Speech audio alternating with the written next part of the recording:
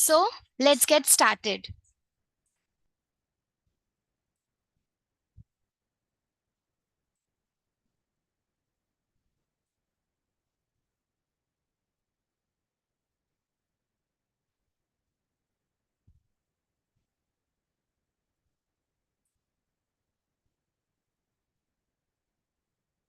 The first question, which of the following is important diagnostic features in opioid poisoning? So the options given are pinpoint pupils, respiratory depression, C, catatonia, and D, all of the above. So the important diagnostic feature whenever a patient is poisoned with opioid, either misused, abused, or overdose of these opioids because they are habit forming drug, in such situations the doctor, how they come to know whether this is which kind of poisoning. For opioid, the distinct features is pinpoint pupil, like a pin, a small dot, eyes become like that. So there is a contraction of the pupil, because of which we call it as pinpoint pupils. Then also we have respiratory depression, but that is at the later stage, not when the dose is, cross the limit, then we can see a respiratory depression. And because of which death can also occur if not treated on time, right? Then catatonia. Catatonia is nothing but inability in the movement. So the muscles, they lose their tone. So they become weak and soft. So because of which the person is not even able to stand. So these are the features of the opioid poisoning. But out of all, the very important, which is a very distinct diagnostic feature, is a pinpoint pupil, which occurs even at the from the normal dose. If we also little increase the dose, so the symptoms that is first seen is pinpoint pupil. That is why we call it as a distinct feature. So the correct answer for the question is pinpoint pupil is an important diagnostic feature in opioid poisoning. For your information, opioids are nothing but centrally acting painkillers. They are centrally acting analgesics. So they are obtained from poppy seeds. Okay, the name of that poppy seed is Papaverum somniferus. Okay, so it's a capsule where they just put small incision, so all the white gum like material will come out. So they will collect that, and in that we have the important drug that is called as morphine. It's a natural opioids, correct?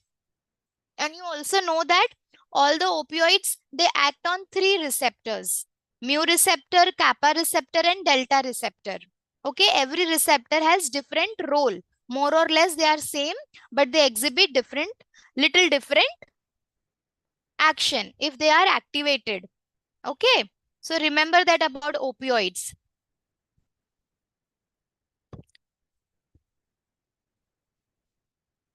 Let's move to the second question with this information.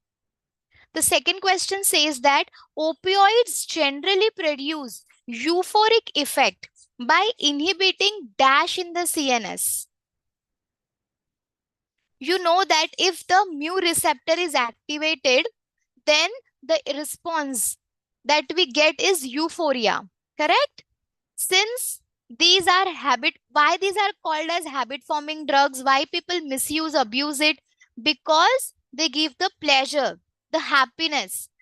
After taking the shots of morphine or these drugs, heroin, you remember heroin? Or what is heroin? It's nothing but a diacetylated derivative of morphine, right? It is also an opioid. Whenever we take a shot of that, there's an intense, uh, you know, pleasure feeling that is called as euphoric effect. So how this effect is produced? This effect is produced by inhibiting the GABAergic neurons in the brain, in the CNS. Which neurons? GABAergic neurons. How? Let's see. The mu receptors the mu opioid receptors appear to inhibit the inhibitory GABAergic neurons.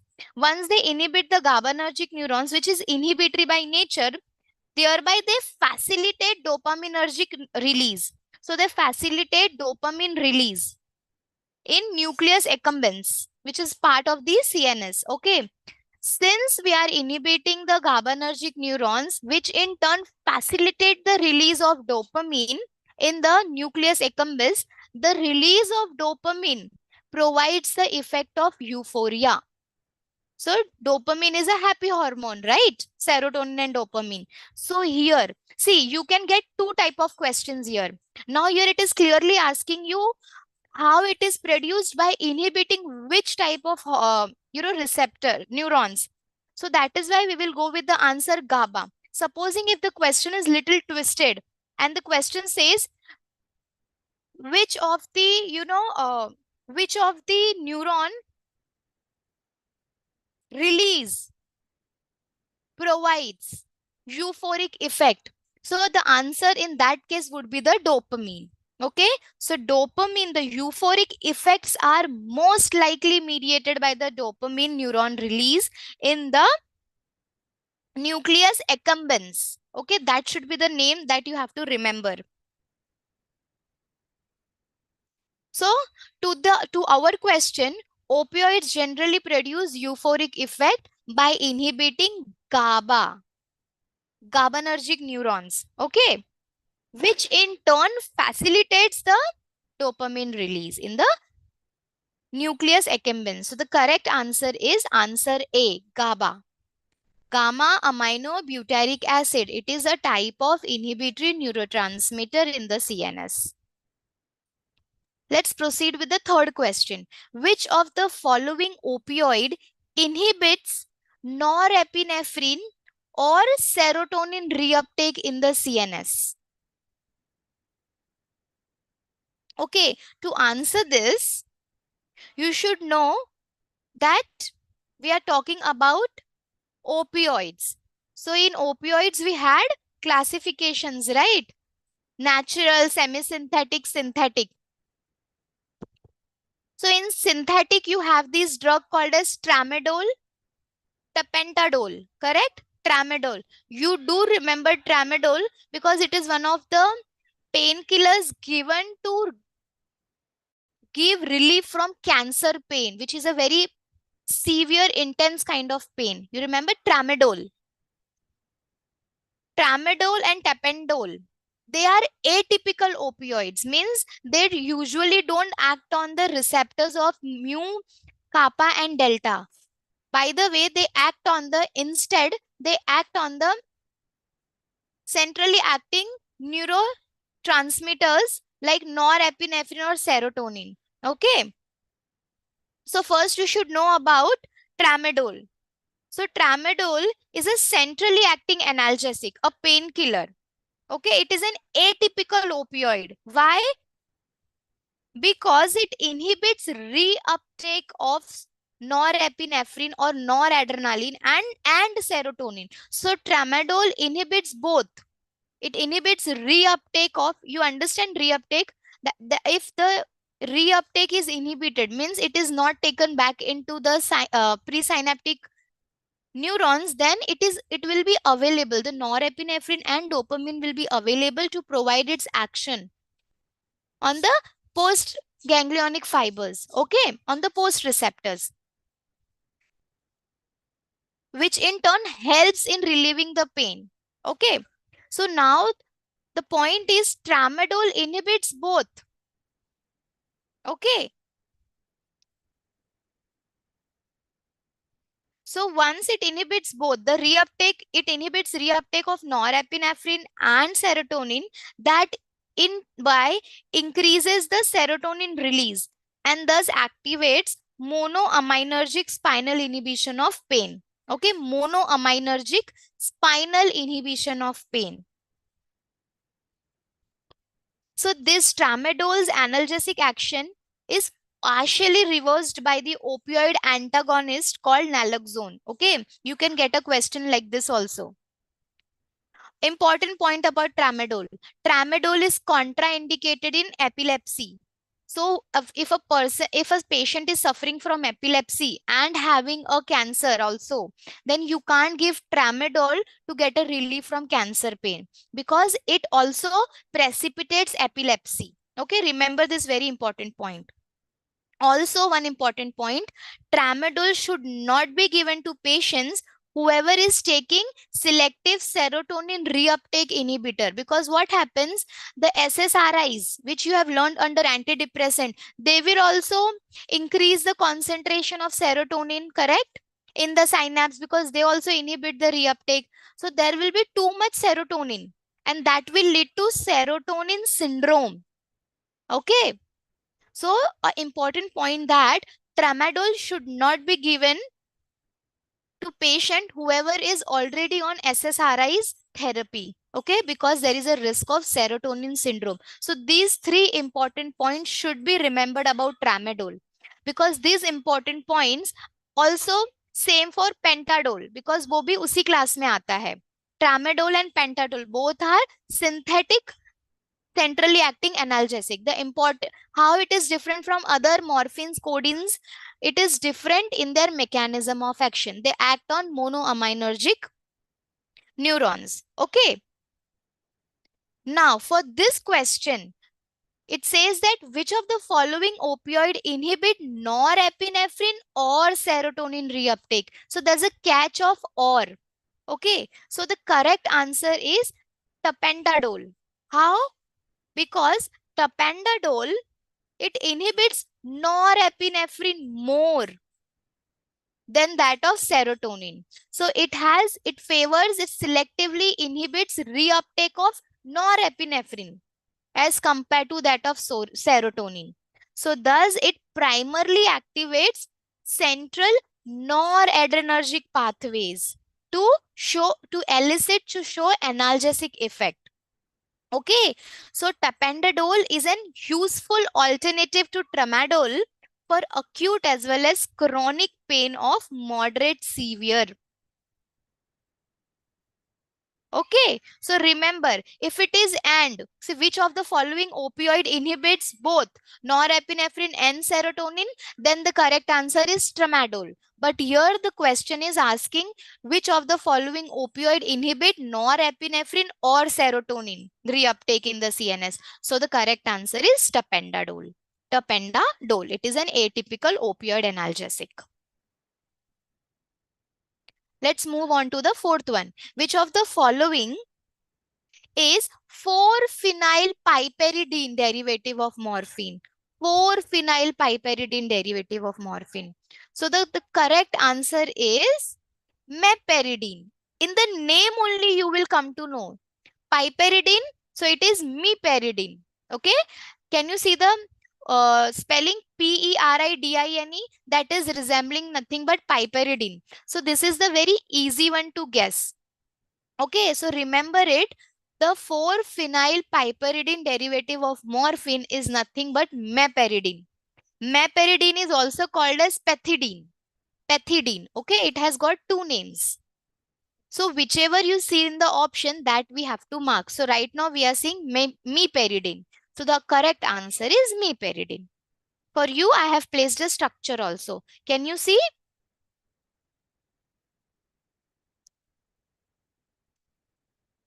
This one. See, this is piperidine ring. Okay, a saturated pyridine, correct? To the fourth position. So this is first position. 1, 2, this is 3, and this is 4. So you can see it's a 4-phenyl piperidine ring, which is nothing but meperidine.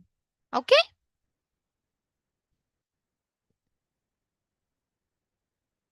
Let's move on to the fifth one. Which of the following is morphian derivative of morphine? So you should know the synthetic derivatives, okay, which act as, we have drugs that act on the same receptor. They act as either agonist or antagonist or partially agonist. Correct? That classification under the opioids, all the synthetic drugs. So in that, the drug which belongs to morphine derivative is nothing but butorphanol. Butorphanol is the drug that has morphine structure in its morphine structure. Okay. For you have placed the image also, the structure image. You can see this particular ring is nothing but a morphine. So butorphanol is a morphine derivative. Okay, it's a cyclic ring, fused cyclic ring, right? I hope you know that morphine, a natural opioid, is nothing but a phenanthrene derivative, a three ring. So उसी से अगर हमें कुछ synthetic बनाना है तो हम उसी line पे बनाएंगे, right? कि हमें स्ट्रक्चरल सिमिलैरिटी मिले so that it can get good binding. All the groups can bind to the receptors. Receptors like mu, kappa, delta. Okay, so that is वहां से ये derive हुआ है morphine. If you know phenanthrene structure, you will relate this. Okay, it's a bicycloring, fused bicycloring. So remember, butorphanol is a morphine derivative. Let's proceed with the sixth question. Which of the following is the correct statements about ACTH? Now, what is the full form of ACTH? It is nothing but adrenocorticotropic hormone.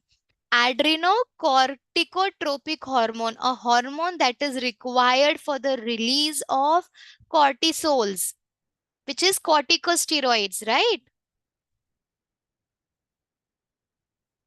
Glucocorticoid and mineralocorticoid. For the release of that, you need this hormone. नाम क्या है उसका? ACTH.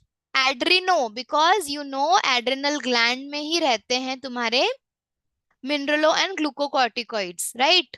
And they will be synthesized and released if ACTH is released.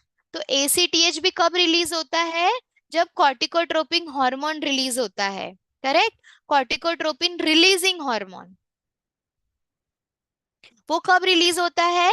When hypothalamus gives the permission or it is asking the release of corticosteroids, तब वो release होता है. तो cycle from hypothalamus, corticotropin releasing hormone will be released. Under that influence, pituitary, anterior pituitary gland will release ACTH, called as adrenocorticotropic hormone. So once this is released, it reaches to the adrenal gland that will enhance, or that will increase the release of it will do the synthesis and release of corticosteroid hormones. Okay, so now with this background, we have to understand that which of the following is the correct statement about ACTH. Okay, include all of the following except. So it says that except. So the first option, A option, is endogenous ACTH is also called corticotropin. So this is a correct statement. ACTH is also called as corticotropin because this will influence the synthesis and release of corticosteroids, correct? So the very first option, A, is a correct statement.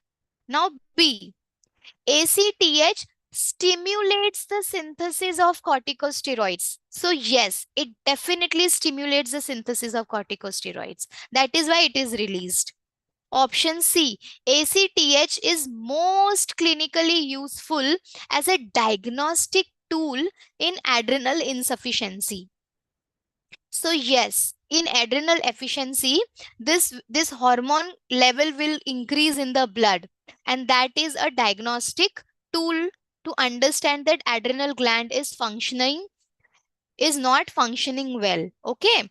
So the first, A, B, and C, these three statements are correct about ACTH. So which is incorrect?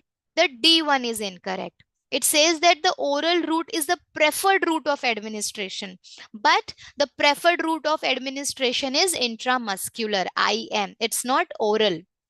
In fact, orally it is inactive because of high first pass metabolism in liver. So the incorrect answer out of the lot is option D. The oral route is not the preferred route of administration of ACTH in case of adrenal insufficiencies. Okay? That adrenal insufficiency, do you remember Cushing syndrome, the Cushing disease?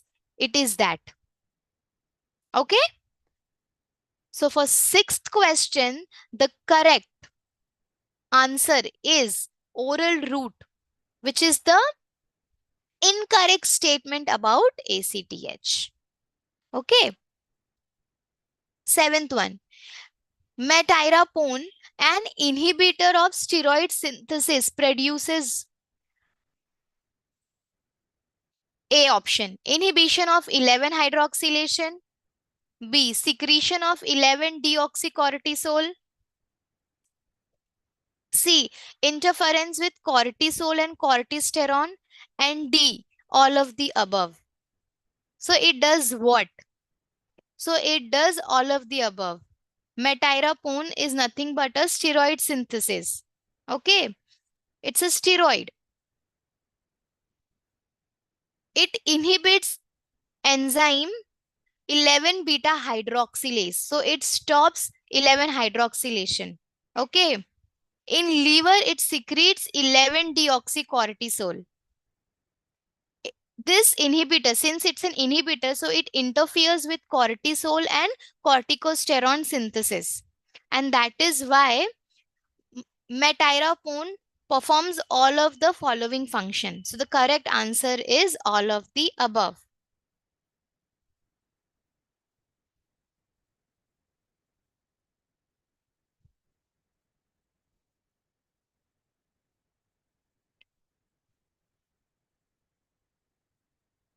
Okay. Now let's move to the eighth question. With what are the effects of the indiscriminate use of anabolic steroids? You remember anabolic steroids, we have learned them under testosterones, right? Androgens. So anabolic steroids are nothing but ones that gives you muscles. It helps in building muscles. So these anabolic steroids are misused by the athletes. Persons who are in sports, they try to misuse it to get a lean muscle. Okay, lean muscle, which is required to provide strength. So all the athletes, sports person required strength, right? So they try to misuse it. So it is that steroid. That kind of steroid is called as anabolic steroid because muscle growth is an anabolic activity, right? So if we, misuse or if we overuse these anabolic steroid, what kind of effect will be, side effects will be seen? So there are 6 options given.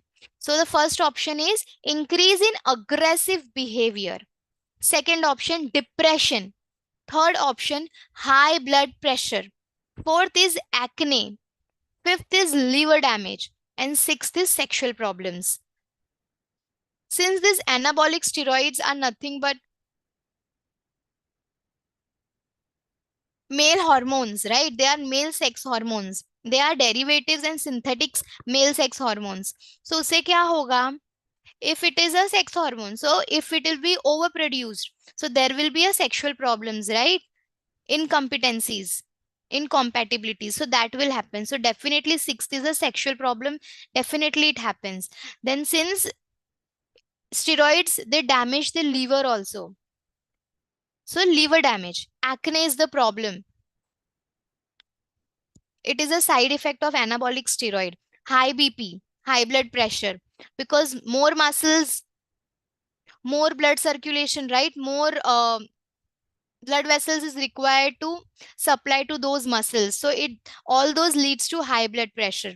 Then there's a depression because it is artificially you are building the muscles, not naturally, right?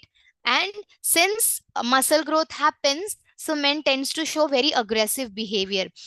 So all these options are the side effects of the indiscriminate use of anabolic steroids. Okay, so the correct answer is answer D. 1, 2, 3, 4, 5, and 6. All other side effects of the overuse or misuse or indiscriminate use of anabolic steroids. Ninth one, all of the following statement about selective estrogen receptor down regulator SERD fulvestrant are true. इसमें से कौन से true है? इसमें से the question says that जितने भी statement दिए वो ट्रू है, बट कौन सा नहीं है? Except is there, right? So our I should look out for the false statement. So for your information, let me tell you something about fulvestrant. So fulvestrant is the first member of this class. This class is called as selective estrogen receptor down regulators. So fulvestrant is the first member of the class. Okay. SERDs or selective estrogen receptor down regulators, they are also called as pure estrogen antagonist. They are antagonist of estrogen. Okay, that means they will not allow the estrogen to bind to its steroid receptors and perform all the functions. Instead, it will stop the binding of the estrogen. Okay, so remember this drug, it is very important from the steroid topic. So fulvestrant is the first member of the selective estrogen receptor downregulators or pure estrogen antagonist that has been introduced for the treatment of metastatic ER positive breast cancer. Remember, fulvestrant is used for the treatment of metastatic ER positive breast cancer. Okay, ER positive breast cancer. In whom? In postmenopausal women. Okay.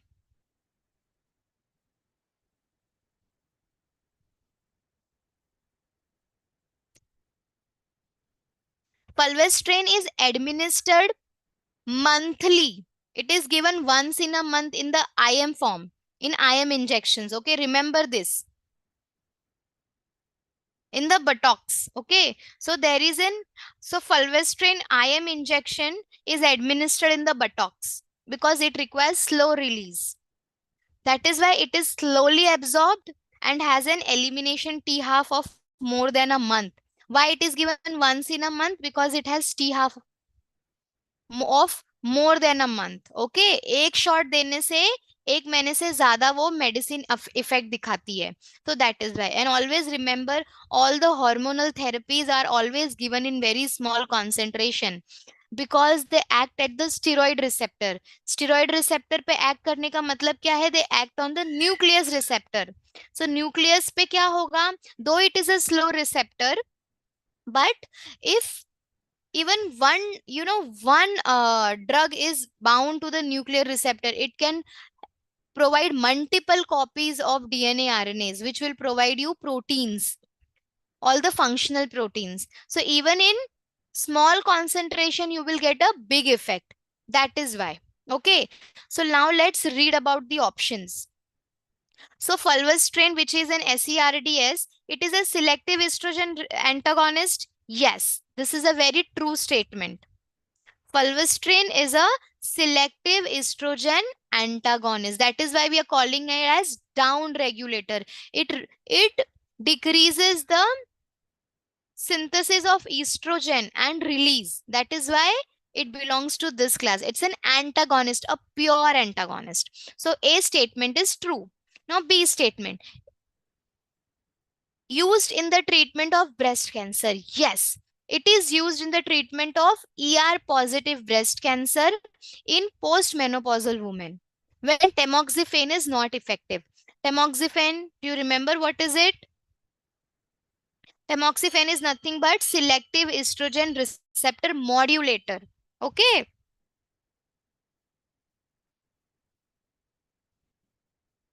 Correct. So जिस भी post menopausal women में breast cancer हुआ है वो भी ER positive, अगर उसमें टेमोक्सिफेन काम नहीं कर रहा है तो we can give fulvestrant. Okay, because it's a pure antagonist. So A and B is a true statement. Now let's talk about C and D. C says slower acting, safer and less effective than SERMS. Okay. And statement D says that may be administered as once a month dose. So once a month dose is correct.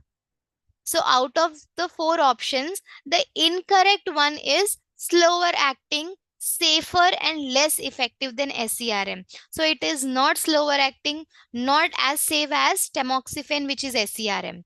So according to this question, the correct answer is slower acting, safer and less effective than SERM, which is tamoxifen. Okay. So A, B, and D are the correct statement, except option C, which is incorrect about fulvestrine. I hope this is clear. Now let's move on to the 10th one. Which of the following statements about progestins is true? So progestin hai kya? It's a progesterone derivative, right? It's a progesterone.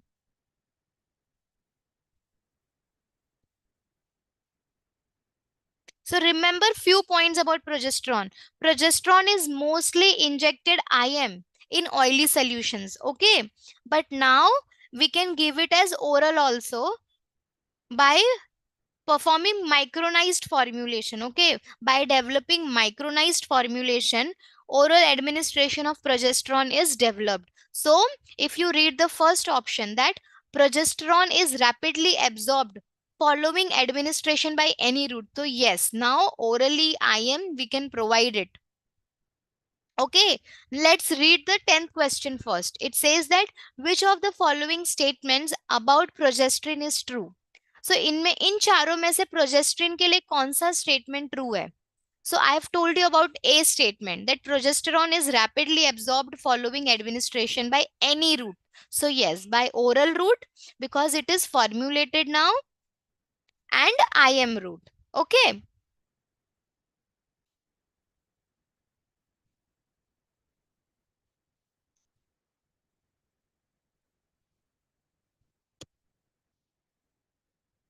Now I'll check the B statement. In the liver, progesterone is metabolized to pregnenolone, and that dione is conjugated with glucuronic acid.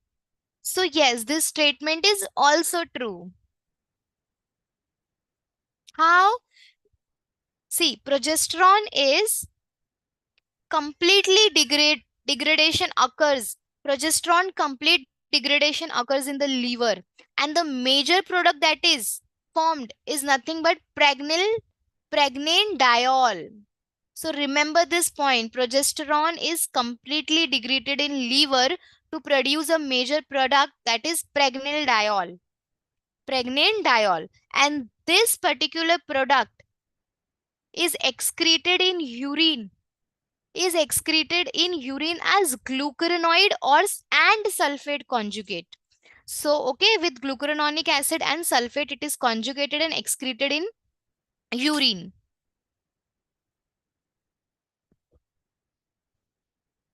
Okay. So progesterone, option A, progesterone is rapidly absorbed by any administration, by any route. Yes, it's true. Option B, in the liver, progesterone is metabolized to major product pregnanediol, and it is conjugated with glucuronic acid and then excreted in urine. This is also a correct statement. Okay, now let's go to the C option. जब भी option all of the above है, we have to carefully check all the option. Possibility होता है कि all of the above हो सकता है answer. तो हमने A देखा, correct है, B देखा, ये भी correct है. Now let's talk about C. It says that significant amount of progestin and their metabolites are excreted in the urine. हाँ, this statement is also true, because जब वो major product pregnanediol बनाता है in liver, वो conjugate होता है with glucuronic acid, and we know anything with glucuronic acid will be excreted via kidney in the form of in urine. So yes, significant amount of progesterone and their metabolites are excreted in the urine in the form of glucuronide conjugation or sulfate conjugation. So for progestins, all the given three options are correct. So the option D, all of the above, is the correct answer for 10th question. Okay. So now let's proceed with the 11th one. The following is true of cyclophosphamide except इनमें से कौन सा cyclophosphamide के लिए सही नहीं है? That is the question. जब भी आपको एक्सेप्ट देखने मिलता है तो जो पूछ रहे हैं उसको छोड़कर क्या, that should be the answer. So it says that the following is true for cyclophosphamide except. So कौन सा नहीं है? So the first option. Okay, first option क्या बोल रहा है? It is highly reactive and a vesicant on contact. देखेंगे ये ट्रू है कि नहीं. B1, it is a prodrug. C says it has marked immunosuppressant properties. And D, it says that it frequently causes alopecia and cytitis. Cytitis, right? सबसे पहले cyclophosphamide है क्या? So cyclophosphamide is an anti-cancer drug. In anti-cancer you have big classification. So उसमें cyclophosphamide किस में आता है? It comes under alkylating agents. Okay, so cyclophosphamide is an alkylating agent. Chemically, it is an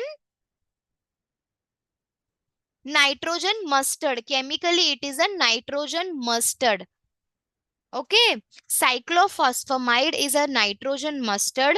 Mechanism of action is what? It alkylates N7 position of guanine, by which the DNA is cross-linked and the DNA is not able to replicate.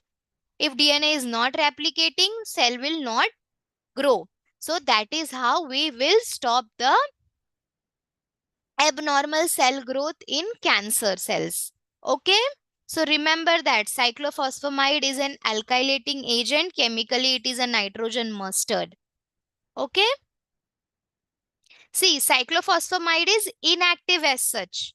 Okay. But if it is taken inside, then it transforms into active metabolite. That means कोई भी drug अगर लेने पर inactive है पर body में जाके वो एक्टिव मेटाबोलाइट बनाता है तो it is nothing but a pro drug. So yes, cyclophosphamide is a pro drug. Okay, तो उसके उसके एक्टिव मेटाबोलाइट का नाम क्या है? Cyclophosphamide produces active metabolite known as aldophosphamide or phosphoramide mustard. Aldophosphoramide या phosphoramide mustard. This is the name of the active metabolite of cyclophosphamide, which occurs in the liver. Okay. Remember this important point that cyclophosphamide has prominent immunosuppressant property. Cyclophosphamide has prominent marked immunosuppressant properties. So if we'll take cyclophosphamide, immunity will be suppressed. So there is a chance that while having treatment of cancer, the person can catch hold of other infections. Correct. Is immunity तो low हो गई because it has immunosuppressant properties. So अभी तक हमें क्या पता चला कि B and C option is true option for cyclophosphamide. Correct. So it is a prodrug that is why in the body it is transformed into active metabolite to aldophosphamide या phosphamide mustard in liver. Correct. It has prominent immunosuppressant property and it frequently causes alopecia and cystis. Okay, so option D भी correct है. तो गलत क्या है फिर? Which is the false statement then? The option A is the incorrect statement about phosphamide, cyclophosphamide, that it is highly reactive and a vesicant on contact. So it is not. Okay.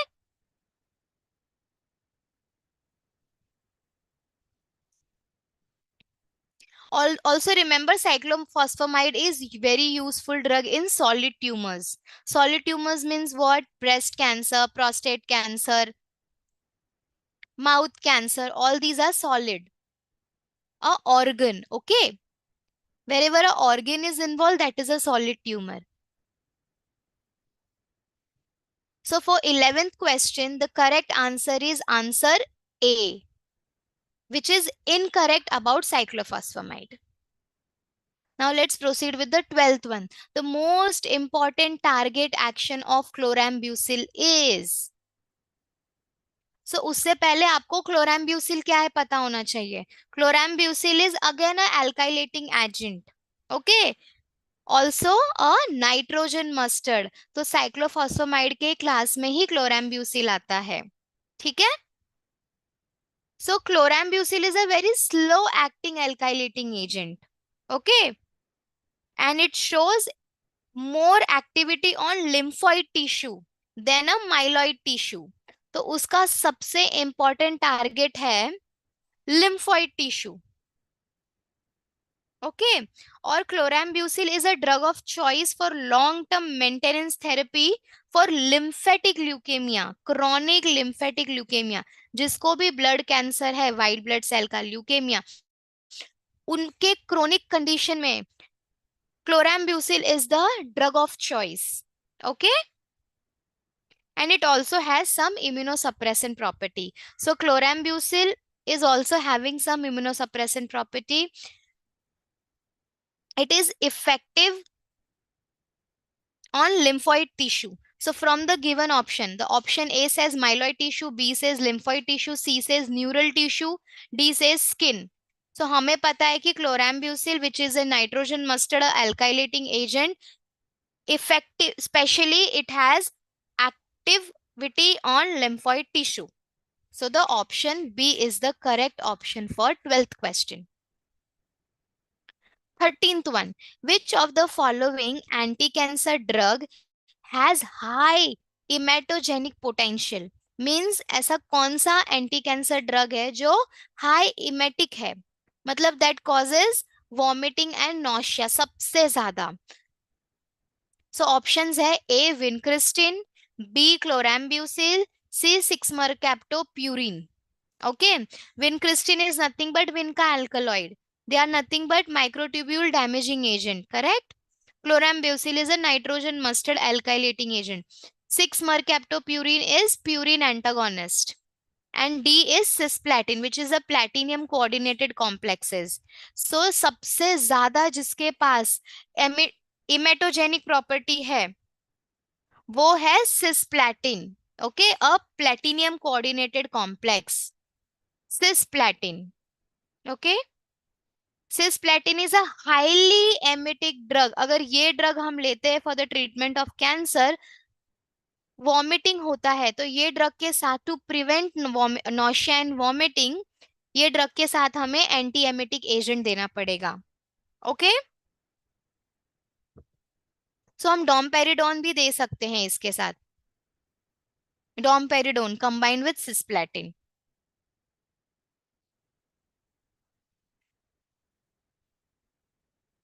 So if the cisplatin is infused, उसके साथ साथ anti emetic भी देते हैं हम. Okay, remember that. Because cisplatin, which is a platinum coordinated complex, has high emetic drug. Okay. Let's move on to the 14th one. Methotrexate has the following attributes, characters, except. Methotrexate का कौन सा इसमें character नहीं है? That is what the question is, because there is a catch of word except. So let's talk about first one. It is the cell cycle specific and kill S phase cells. Okay. दूसरा option B. Its toxicity primarily affects bone marrow and epithelial structure. Third one. Folic acid reverses toxicity if methotrexate toxic effect. D1. It is the drug of choice for choriocarcinoma. Okay. So methotrexate, it is an anti-cancer. कौन सा category है? Antifolate. Anti-metabolite, correct? Anti-metabolite. So you know that methotrexate inhibits dihydrofolate reductase, which is an enzyme responsible for the synthesis of tetrahydrofolic acid. ये जो compound है tetra हाइड्रोफोलिक acid ये बहुत important precursor है for the synthesis of purines and pyrimidines which is a nitrogen base required for the formation of DNA, करेक्ट? So methotrexate ने क्या किया, ये ऐसा एंटी मेटाबोलाइट बनाया इसने, ये जाकर इनिबिट करा है डाईहाइड्रोफोलेट रिडक्टेज को। अगर डाईहाइड्रोफोलेट रिडक्टेज एंजाइम नहीं है तो डाईहाइड्रोफोलेट से टेट्राहाइड्रोफोलेट नहीं बनेगा, ये टेट्राहाइड्रोफोलेट नहीं बनेगा तो वन कार्बन प्रीकर्सर नहीं बनेगा which is required for purine and pyrimidine synthesis. Okay, so remember this mechanism of action. By this mechanism, we understand that it is a cell cycle specific and it kills S phase. S phase में ही आपका DNA replicate होता था, right?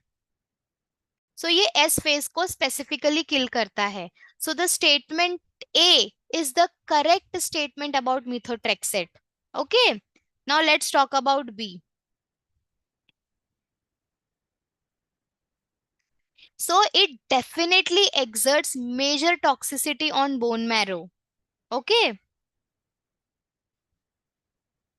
अगर आपने लो doses दिया methotrexate का बार बार repeatedly, then it will cause megaloblastic anaemia. Okay, it will cause megaloblastic anaemia because you know bone marrow से ही हमें आरबीसीज डब्ल्यूबीसी सब मिलते हैं, right? Specially RBCs. So deficiency हो जाएगी, so because it is destroying the bone marrows. So remember the toxicity of methotrexate, that in low doses it causes megaloblastic anemia and in high doses it produces pancytopenia. Okay. So option B is also a correct statement about methotrexate. हमें तो incorrect statement ढूंढना है. So now let's go to C1. Folic acid reverses methotrexate toxic effect. This is a incorrect statement because folic acid directly कुछ नहीं कर पाता, हमें देना पड़ेगा folinic acid. Folinic, FOLINIC, folinic acid. Methotrexate की टॉक्सिसिटी को रिवर्स करने के लिए folinic acid which is nothing but N5 formyl tetrahydrofolic acid. Okay, it's a citrovorum factor which rapidly reverses the effect. So remember, methotrexate की toxicity को reverse करने के लिए हमें फोलिनिक एसिड देना पड़ता है, folinic acid. So we know for sure that C option is incorrect option about methotrexate और यही इस क्वेश्चन के हिसाब से करेक्ट आंसर है. Okay, also remember that methotrexate is a drug of choice for choriocarcinoma. ठीक है, सो 14th क्वेश्चन के लिए जो करेक्ट ऑप्शन है वो है folic acid reverses toxic effect of methotrexate, जो कि एक इनकरेक्ट स्टेटमेंट है about methotrexate. Okay, so now let's to proceed with the 15th one. The following cytotoxic drug acts by inhibiting depolymerization of tubulin and thus producing abnormal arrays of microtubules. So इसमें से कौन सा ऐसा cytotoxic drug है जो ये mechanism के through cancer cell के ग्रोथ को स्टॉप करता है? Okay, so this particular mechanism, the depolymerization of tubulins and production of abnormal arrays of microtubules is nothing but paclitaxel, which is a taxane. पैक्लिटेक्सेल एक टेक्सेन derivative है, जैसे कि एक विन का एल्कोलॉइड है, ये भी एक नेचुरली टेक्सेन डेरिवेटिव है, right? Which is obtained from the bark of western yew tree.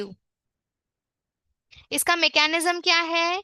That जो माइक्रोट्यूब्यूल्स है, ये माइक्रोट्यूब्यूल्स को इतना स्टेबलाइज कर देता है बाय डीपॉलीमराइजेशन, सो दैट वो उसका normal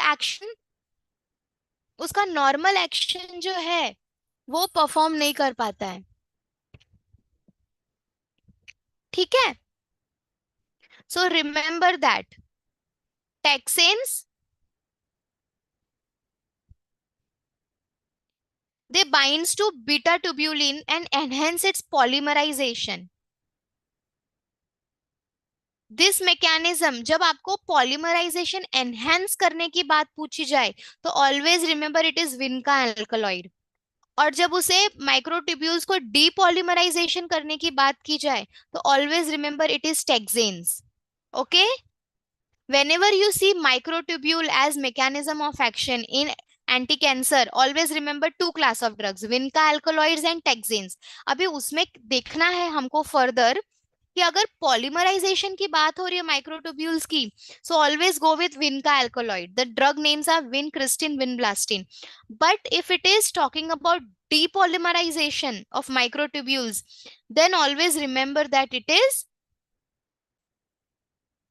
taxanes। Okay,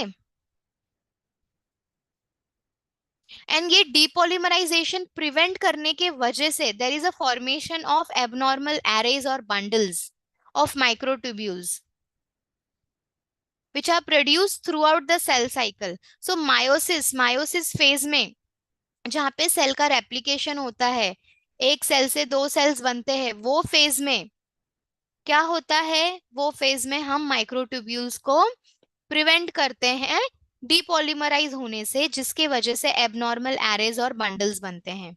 and this mechanism is specifically shown by paclitaxel which is a taxane. So remember that paclitaxel emphasizes the importance of tubulin microtubule dynamic equilibrium। Okay, एक question आता है बार बार। So for the 15th one, the correct answer is paclitaxel। Paclitaxel, which is a taxane derivative। 16th one, which of the following is a pyrimidine antagonist? So the correct answer is फ्लोरोयूरासिल। फ्लोरोयूरासिल एक pyrimidine antagonist है, whereas option A mercapto is a purine antagonist, C is also purine antagonist, and D is a antimetabolite। So the correct answer is B, fluorouracil। Can you see the structure? Fluorouracil is a pyrimidine antagonist। 17th one, pick the group of drug used as subsidiary medicines in cancer treatment। So जितने भी है A B C, ये सब के सब use होते हैं as subsidiary medicine in cancer treatment. Cytoprotectors, bone marrow growth factors, anti metastasis agent. Okay, all the three options are the correct options because they are used as subsidiary medicines in and cancer treatment। Okay, 18th question, the drug corresponding to letter O in the RCHOP regimen used for chemotherapy of lymphatic leukemia is? So RCHOP is nothing but a combination chemotherapy treatment for lymphomic leukemia। Okay, जिसमें R stands for rituximab, which is a monoclonal antibody. C stands for cyclophosphamide, which is a alkylating agent, nitrogen mustard. H stands for doxorubicin, which is an antibiotic. O stands for vincristine. O stands for vincristine. Okay, and P stands for prednisone। Okay, P stands for prednisone। So हमें पूछा गया कि O stand किसके लिए करता है। So the correct option from the given is vincristine because O stands for vincristine। This is a combination chemotherapy for treatment of lymphatic leukemia। Let's move on to the 19th one. Select the incorrect statement। So इसमें से कौन सा incorrect statement है? Let's check। Option A says that the resistance towards 6-mercaptopurine is due to alteration of HGPRT। B says that allopurinol, which is a xanthine oxidase inhibitor, increases the action of 6-mercaptopurine। Okay, option C बोलता है azathioprine is a prodrug of 6-mercaptopurine। So azathio drug, yes, it is a prodrug of 6-mercapto। Allopurinol increases the action of 6-mercaptopurine। Okay, and A option, the resistance towards 6-mercapto is due to alteration of HGPRT। So इसमें से फिर incorrect statement क्या हुआ? Option D, that 6-mercaptopurine is given with leucovorin। No, it is not given with leucovorin। Okay.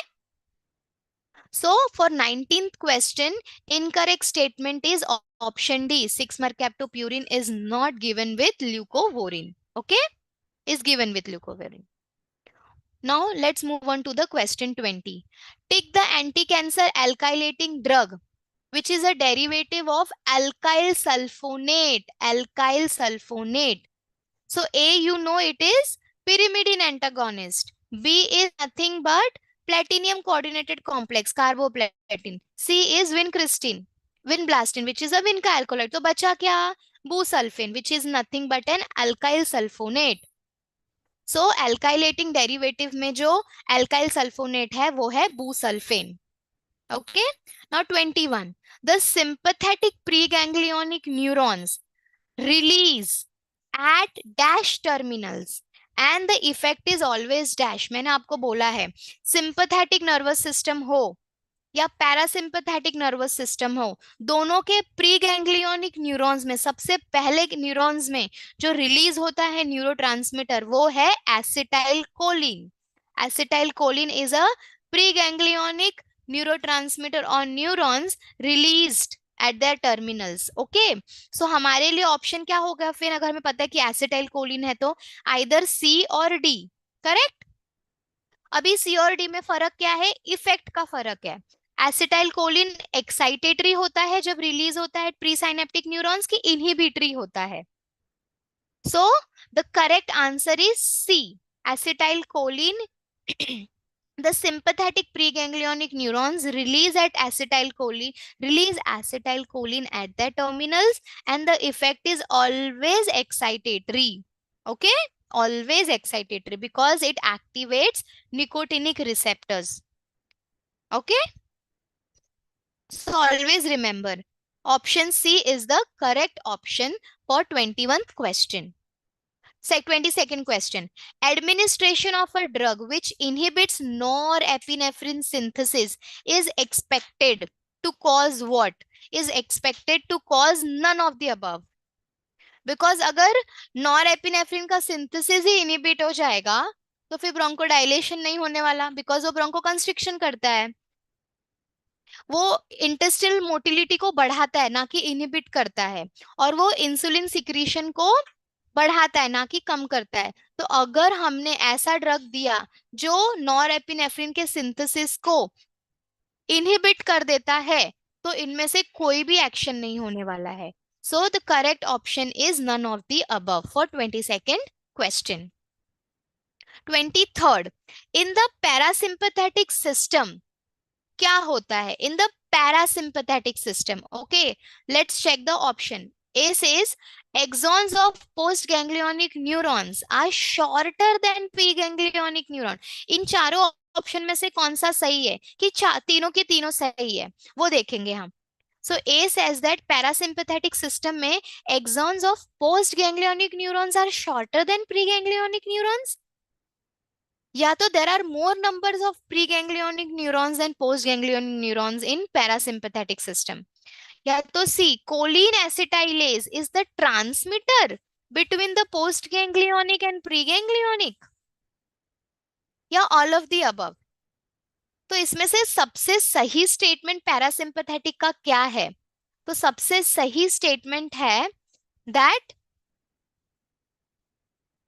Exons parasympathetic system में postganglionic axons छोटे होते, they are shorter than preganglionic neurons. Okay, you know which is the neurotransmitter in parasympathetic? Acetylcholine. So the correct option is option A. बाकी जो दोनों option है वो गलत है. So इसीलिए all of the above नहीं हो सकता. So for 23rd, the correct answer is option A. That in the parasympathetic system, axons of postganglionic neurons are shorter than preganglionic. और अगर ये क्वेश्चन ऐसा होता कि in the sympathetic system तो ये रिवर्स हो जाता. तो हम बोलते कि axons of preganglionics are shorter than postganglionic. बोले कोई एक सिस्टम का याद रखो, दूसरा ऑटोमेटिक याद रहेगा. ठीक है. So now let's move on to the 24th question. Sympathetic activity is enhanced by all of the mentioned inhibitory drug except. इनमें से कौन सा ड्रग है जो सिंपैथेटिक एक्टिविटी को एनहांस नहीं करेगा? नहीं करेगा. सो आपको पता है माओ इनहिबिटर्स तो करेंगे, नॉर एपिनेफ्रिन रीअपटेक इनहिबिटर्स भी करेंगे, ठीक है। What about B, nicotinic receptor inhibitor? हमें पता है कि सिंपैथेटिक एक्टिविटी के लिए हमें अल्फा एंड बीटा रिसेप्टर्स चाहिए, ना कि निकोटिनिक रिसेप्टर्स चाहिए। सो कौन सा नहीं करेगा sympathetic activity from the given option? That answer is B, nicotinic receptor inhibitors sympathetic activity कभी एनहांस नहीं कर सकते, क्योंकि वो पैरासिम्पैथेटिक के रिसेप्टर्स है, ठीक है। So the correct answer according to 24th question is B, nicotinic receptor inhibitors will never enhance the activity of sympathetic system, okay. 25th question, which of the following visceral tissues receives only sympathetic postganglionic neurons? इनमें से ऐसा कौन सा tissue है, visceral tissue, जिसको सिर्फ और सिर्फ post ganglionic sympathetic neurons receive होते हैं for showing action? The correct answer is sweat glands, मैंने आपको बोला था, करेक्ट। सो स्वेट ग्लैंड्स वैसे हैं जो सिर्फ सिंपैथेटिक पोस्ट गैंग्लियन न्यूरॉन्स को रिसीव करते हैं, ठीक है। 26th, an abnormally high level of acetylcholine in tissues all over the body is due to, सबसे ज्यादा लेवल ऑफ एसिटाइल टिश्यू में क्यों बढ़ जाएगा, क्यों? Let's C.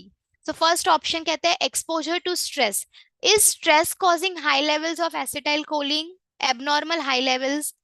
No, stress is not causing that, because acetylcholine is a parasympathetic system neurotransmitter, और हमें पता है पैरासिम्पैथेटिक न्यूरोट्रांसमीटर कब एक्टिवेट होता है? When is the parasympathetic system is activated in the rest and digest system, when we are relaxed, उस time पे parasympathetic system activate होता है, तो स्ट्रेस कभी भी उसके लेवल को बढ़ाएगा नहीं। So option A is incorrect. Now let's proceed with option B.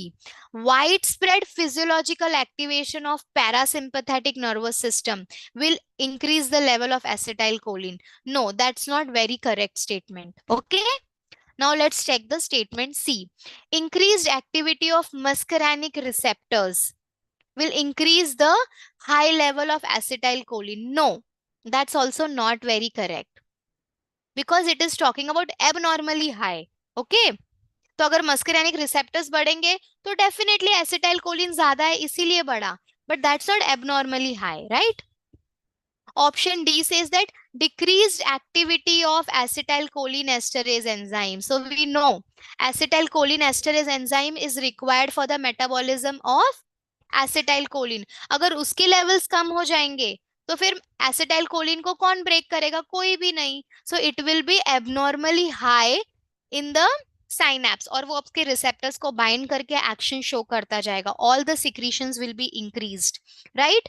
सो एक और, so for 26th question, an abnormally high level of acetylcholine in tissues all over the body is due to decreased activity of acetylcholinesterase enzyme. Okay. 27th, administration of muscarinic receptor antagonist leads to, अगर आपने मस्करैनिक receptor antagonist दिया तो क्या होगा? एक simple logic, जितने भी parasympathetic system है वो सारे सिक्रीशंस इंक्रीज करते हैं, B it salivary secretion, sweat secretion, जितने भी सिक्रीशन है वो को उनको इंक्रीज करते हैं, ऑल द पैरासिम्पैथेटिक सिस्टम. तो अगर आप उनका एगोनिस्ट लोगे तो सिक्रीशन इंक्रीज होगा, बट अगर आप उनका एंटागोनिस्ट दोगे तो सिक्रीशन डिक्रीज हो जाएगा. ट्रू. तो अब क्वेश्चन रीड करो. It says that administration of a muscarinic receptor antagonist, okay, leads to what? So is it increasing sweat secretion? No, antagonist will never increase the secretion. So option A is incorrect. Is it decreasing sweat secretion? Yes, all the antagonists will decrease the sweat secretion. Okay, so B तो correct है. C, increase gastric motility? नहीं, it decreases gastric motility because ये antagonist है. Correct. So अभी क्या बोल रहा था, D option both A and C. हमें पता है बोथ ए एंड सी नहीं है.